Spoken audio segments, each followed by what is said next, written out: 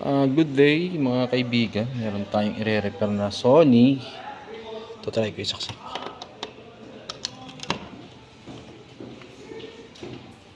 Dyan mga kaibigan, ang problema nito, ayaw yung pinaka kulay ng screen may problema.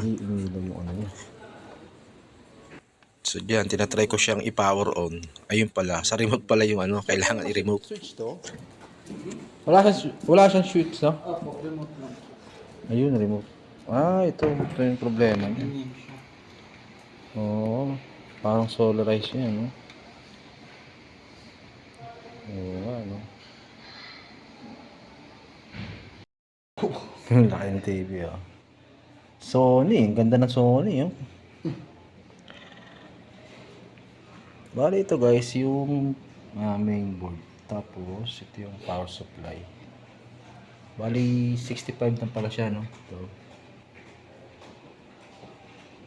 65 watts. 65W 850C. So, dito para sa yata sila dito. Ayun, para sila.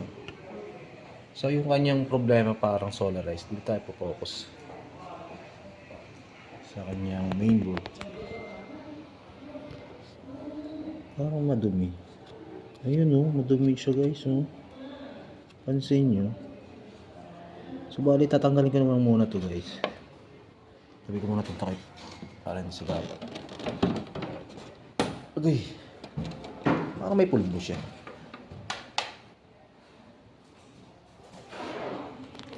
Dito ng board niya pero tingnan nyo.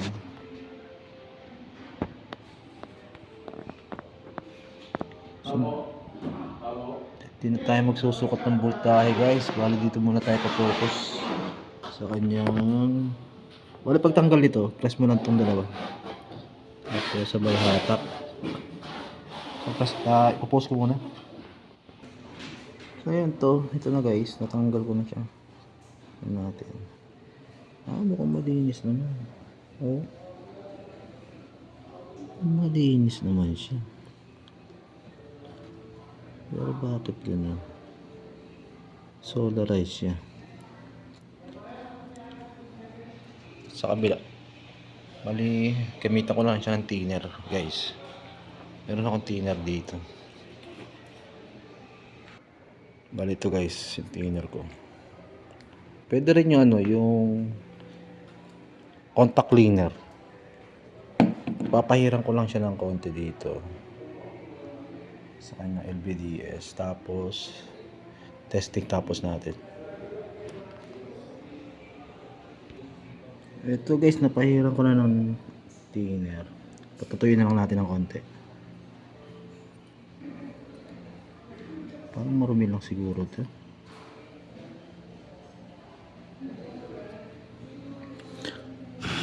Ito, kailangan natin hipan, mga bro. Tapos babalik ko na. And then testing natin. Dito naman tayo sa tikong natin kung ano yung istura ng tika niya. Yun.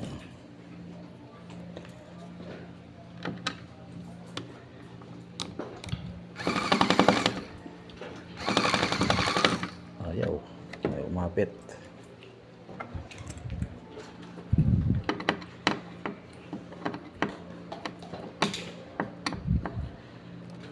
Yun.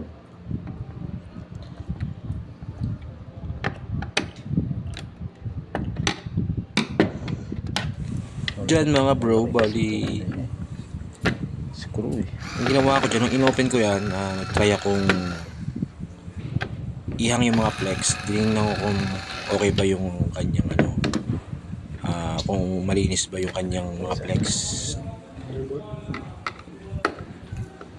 So dyan, nag-check na rin ako ng voltahe dyan. Kailangan mo pala normal naman yung mga voltahe niya.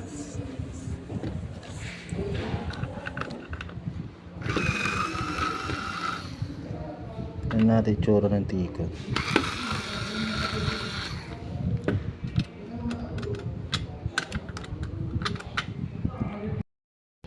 Eto mga bro, bali nag-test ako rito, isa-isa.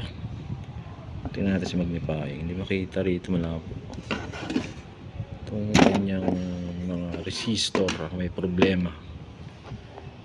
So itong itong pangatlo, 1, 2, 3, itong may diferensya yung pangatlo. Yung pangatlo. Bali ito yung may reading na K ohms na dapat, ohms lang dapat to eh.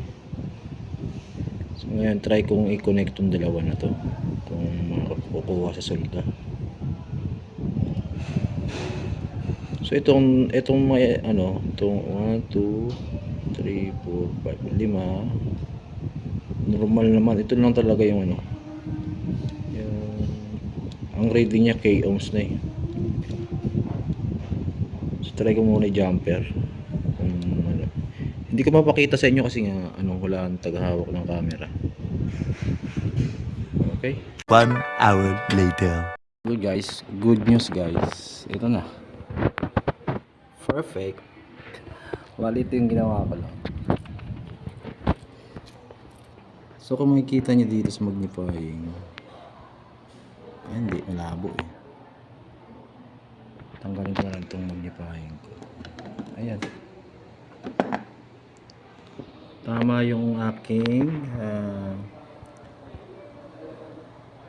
diagnose, no? Yan, napansin nyo guys, nag-jump na ako ng wire. So, okay na siya.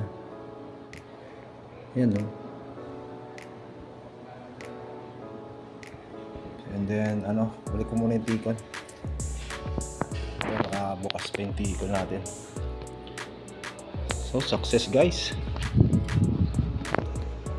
Ayun na, napakatindi. Hindi naman. Gusto.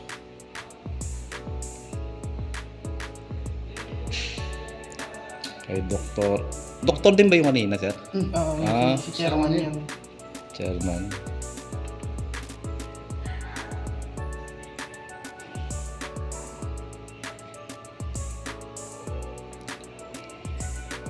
Parang nag-loading,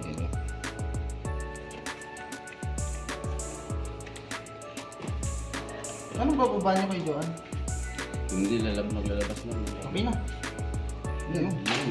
Ano? Napakatindi. Napakalupit.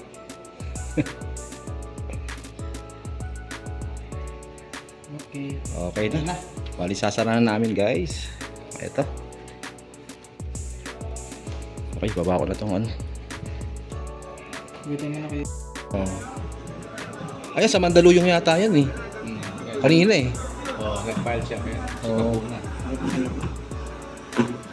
Wala ka na, nabubutla na siya. Oo. Kaya walang sabong kahapon sa arena eh. Tuwing Sabado na lang. Pinaito niya. Siguro dahil dito inasikaso niya. Kaya po kami nandito, nag-file kami ng kaso. Okay na guys. Sa isang tao. Nandito na lang yung video natin. Asawa na yan. Isa po, at ang mga kasama Thank you for watching. ng